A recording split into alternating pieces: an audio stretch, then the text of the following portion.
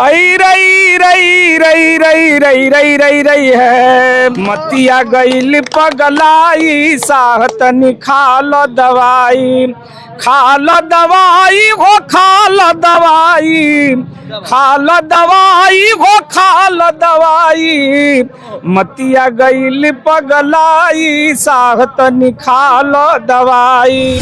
उस संविधान निर्माता का अपमान उसी भारत देश के संवैधानिक पद पर बैठे हुए गृह मंत्री जी करते हैं तो निंदनीय है, बहुत ही निंदनीय है। कई बार कह रहे हैं अम्बेडकर अम्बेडकर अम्बेडकर अम्बेडकर अम्बेडकर अम्बेडकर कहना एक फैशन हो गया है। ये भगवान का नाम लेते तो 7 जन्मों तक उनको स्वर्ग मिल जाता। अगर वो स्वर्ग देखे हैं तो बता दें, छुए नाही पैबा कबो और भीम के ऊंचाई ये मनुवादी भाई अब से रहनिया ला बनाई ये मनुवादी भाई अब से रहनिया ला बनाई ये मनुवादी भाई।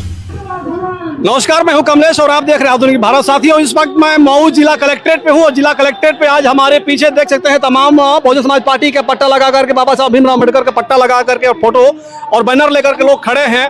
पीछे कलेक्ट्रेट में काफी भारी संख्या में भीड़ है, प्रदर्शन चल रहा है। कुछ लोग हमें यहाँ पे जानेंगे। मेरा नाम अनिल चंद्रा प्रज्ञा ज्योति है जी। मैं मिशन लोक गायक हूँ जी। मैं महापुरुषों की विचारधारा जो है गीतों के माध्यम से जन जन तक पहुँचाने का काम करता हूँ। क्या बात है। हाँ जी। तो क्या कहेंगे आप, जो आज का प्रदर्शन चल रहा है और अमित शाह जी ने जो बयान दिया है जी, इस बयान के बारे में और प्रदर्शन के बारे में क्या कहेंगे आप? ये बहुत ही निंदनीय है सर। भारत में नहीं पूरी दुनिया में बाबा साहब डॉक्टर अम्बेडकर के चाहने वाले लोग हैं। जिस बाबा साहब डॉक्टर अम्बेडकर ने बिना किसी भेदभाव के इस देश में रहने वाले सारे जाति धर्म मजहब के लोगों को सम्मान देने के लिए किन किन परेशानियों का सामना करके परिवार में कैसी कैसी दिक्कतें हुई, सारी चीज़ों को इग्नोर करते हुए बाबा साहब डॉक्टर अम्बेडकर ने किसी के साथ भेदभाव नहीं किया। चाहे हिंदू हो, मुसलमान हो, सिख हो, ईसाई हो, पारसी हो, जैन हो, बौद्ध हो, किसी के लिए बाबा साहब डॉक्टर अम्बेडकर ने उस तरह की कोई बात नहीं किया। और जो इंडियन कॉन्स्टिट्यूशन है, भारत का जो संविधान है, ये साक्षी है। बाबा साहब का जो संविधान है उसमें अगर कहीं से किसी को लगता है कि बाबा साहब अम्बेडकर ने किसी के साथ सौतेला व्यवहार किया है तो हमको कुछ बात समझ में आती, लेकिन हम क्या, इस देश को लोग क्या, पूरी दुनिया के धर्म ग्रंथों, पूरी दुनिया के संविधानों से ये सुंदर संविधान बाबा साहब डॉक्टर अम्बेडकर ने दिया। उस संविधान निर्माता का अपमान इस देश के सर्वोच्च पद पर बैठे हुए, संवैधानिक पद पर बैठे हुए जिम्मेवार पर्सन माननीय गृह मंत्री जी का बयान अति ही दुखद और निंदनीय है। मैं इसकी घोर भर्त्सना करता हूँ। जितनी भी भर्त्सना की जाए ये कम है। आज सारे लोगों में गुस्सा है, सारे लोगों में आक्रोश है। जिस महान विभूति की वजह से, जिस बाबा साहब डॉक्टर अम्बेडकर की वजह से आज हमें सर उठा करके चलने, हमें बोलने, अच्छा कपड़ा पहनने, अच्छी गाड़ियों में चलने, जहां हमें पढ़ने लिखने का अधिकार नहीं था, सारी चीज़ों को अभी हमारे मित्रों ने बताया। आज हम उनके वजह से इस मुकाम को हासिल किए हैं। तो ये हम किसी भगवान के कहने पर, चाहे किसी ईश्वर के कहने पर कि ये वो कर देंगे वो कर देंगे, अगर मेरा मन पवित्र है तो अगर हमें स्वर्ग और नरक की बात होगी तो मन की पवित्रता को बना करके हम जिस चीज़ को ढूंढना चाहेंगे उसको ढूंढ लेंगे। हमारे पास विनय होगा, करुणा होगा, शील होगा, हम प्रज्ञावान होंगे, हमारे मन से, वचन से, कर्म से किसी का अपमान न हो। अगर इस तरह की भावना होगी तो स्वर्ग नरक खोजना हमारे लिए लाजमी होगा, न कि हम उस महान विभूति का अपमान करके और उसमें भगवान का नाम ले आकर के स्वर्ग और नरक की बात करें। ये अति दुखद और निंदनीय है। ठीक है, आप कह रहे हैं कि अमित शाह ने जो अपमान किया है अम्बेडकर जी को, अपमान हम नहीं चाहेंगे, उनका निंदा हम लगातार निंदा करते रहेंगे अमित शाह का। हम चाहेंगे कि आप एक कलाकार हैं, मिशन गायक है, तो अपने गीत के माध्यम से एक निंदा करके बताइए कि किस प्रकार से निंदा करेंगे। अभी उनकी एक गीत गाया हूँ, अभी तो आई नहीं है मेरे चैनल पे, अभी चैनल पे आई है। मैंने उनको कहा है कि वो जिम्मेवार पर्सन है, उनके मुख से इस तरह की बात ठीक नहीं लगती है। हमने उस गीत को गाया है, बालेश्वर चाचा एक गीत गाते थे, उन्हीं के धुन पर हमने गाया है। आई रई रई रई रई रई रई रई रई है उस गीत में मैंने गाया एक ही लाइन बता रहा हूँ, मतिया गईल पगलाई साहतनी खाल दवाई, मतिया गईल पगलाई साहतनी खाल दवाई, खाल दवाई हो खाल दवाई, खाल दवाई हो खाल दवाई, मतिया गईल पगलाई साहतनी खाल दवाई, मतिया गईल पगलाई साहतनी खाल दवाई। एक गीत हमने गाया था पहले मानवता के दुश्मनों के लिए। कुदरत प्रकृति हमारे साथ कोई सौतेला व्यवहार नहीं करती है, लेकिन ये मानवता के दुश्मन हमें जाति के नाम पर, धर्म के नाम पर, मजहब के नाम पर क्यों हमारे साथ ये सौतेला व्यवहार करते हैं, क्यों बार बार नीचा दिखाते हैं, बार बार बाबा साहब अनुयायियों को नीचा दिखाते हैं, उनका अपमान करते हैं। मैंने एक गीत गाया था कि छुए नाही पैबा कबो और भीम के ऊंचाई ये मनुवादी भाई, अरे छुए नाही पैबा कबो और भीम के ऊंचाई ये मनुवादी भाई, अब से रहनिया ला बनाई ये मनुवादी भाई, अब से रहनिया ला बनाई ये मनुवादी भाई, ले जाया अपन देवी देवता मनु के विधानवा के, देशवा हमार चली है भीम के संविधानवा से, बहुते दियाइल मौका तब नाही मनलाए मनुवादी भाई, बहुते दियाइल मौका तब नाही मनलाए मनुवादी भाई, अब से रहनिया ला बनाई ये मनुवादी भाई, अब से रहनिया ला बनाई ये मनुवादी भाई। ये मनुवादी सोच से ग्रसित लोग हैं जो बाबा साहब डॉक्टर अंबेडकर वो नाम है, हिमालय से भी ऊंचा है। उनकी ऊंचाई को ऐसे ऐसे छोटे मोटे लोग बराबरी करने के लिए करते हैं तो सूर्य को दीपक दिखाने के बराबर है। इनकी मूर्खतापूर्ण ये विचारधारा है। उनके पूरे राष्ट्र से, पूरे देश से और पूरी दुनिया में बाबा साहब के अनुयायियों से उनको माफ़ी मांगना चाहिए, माफ़ी मांगना चाहिए, माफ़ी मांगना चाहिए। मैं इसकी घोर भर्त्सना करता हूं। जिस देश का संविधान जिस महान विभूति के द्वारा मिला, जो धर्मनिरपेक्ष देश है, इस लोकतंत्र की व्यवस्था चलती है, यह देश चलता है उस संविधान से, उस संविधान निर्माता का अपमान उसी भारत देश में, उसी भारत देश के संवैधानिक पद पर बैठे हुए गृह मंत्री जी करते हैं तो निंदनीय है, बहुत ही निंदनीय है। कई बार कह रहे हैं अंबेडकर अंबेडकर अंबेडकर अंबेडकर अंबेडकर अंबेडकर कहना एक फैशन हो गया है। ये भगवान का नाम लेते तो 7 जन्मों तक उनको स्वर्ग मिल जाता। अगर वो स्वर्ग को देखे हैं तो बता दें। अच्छा, अंबेडकर और भगवान की बात आई तो हमें एक चीज याद आ गई। अभी 2-3 दिन पहले का मामला है, आपने देखा होगा, हमने भी देखा, तमाम लोग देखे होंगे जी।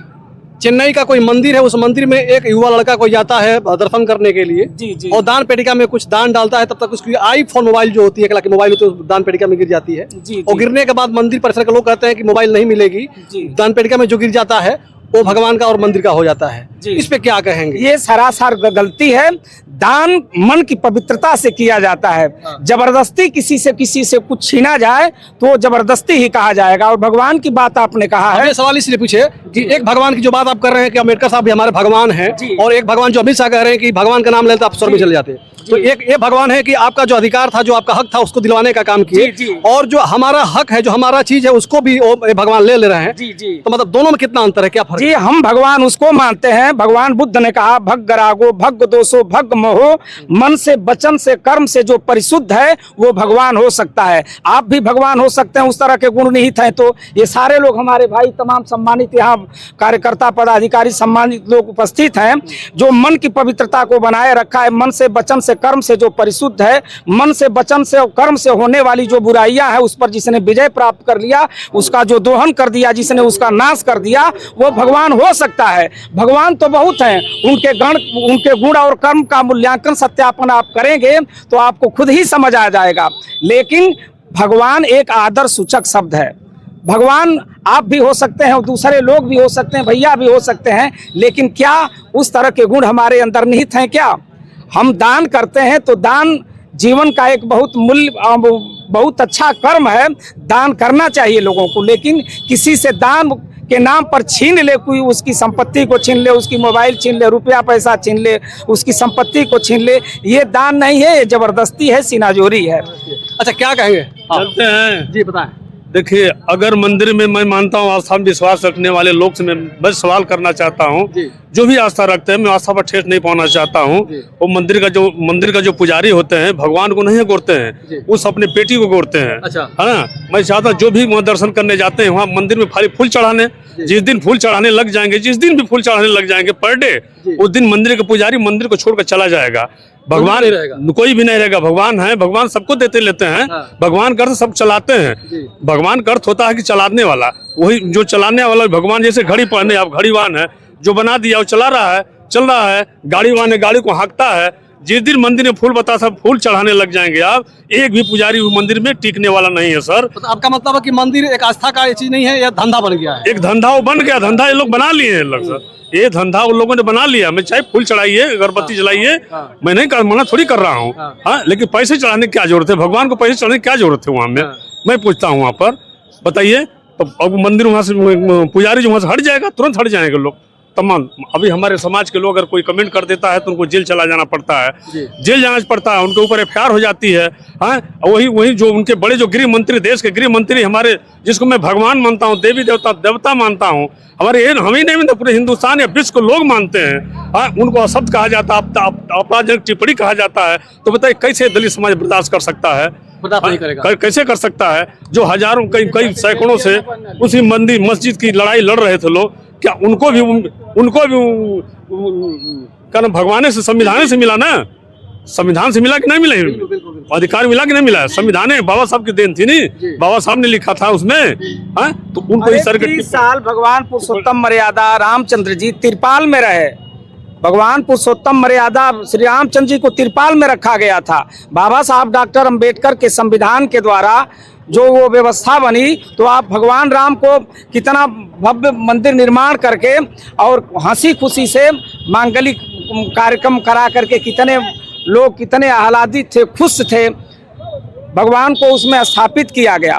लेकिन अच्छे काम तो अच्छे होते हैं, लेकिन अच्छे काम के बहाने बुरा कर्म करना ये अच्छा नहीं है। किसी जाति धर्म मजहब का व्यक्ति हो, किसी को मानने वाला व्यक्ति हो। अब अमीर साहब से ये जानना चाहते हैं सर, गृह मंत्री देश के, ये बताइए कि कभी किसी ने आज तक पूरा इतिहास गवाह है का स्वर्ग नरक किसी ने देखा है? जो गया वहीं पर रह गया। तो लोग स्वर्ग किसे कहते हैं कि हम स्वर्ग वही लोग बैठे हैं। स्वर्ग दिल्ली और लखनऊ है।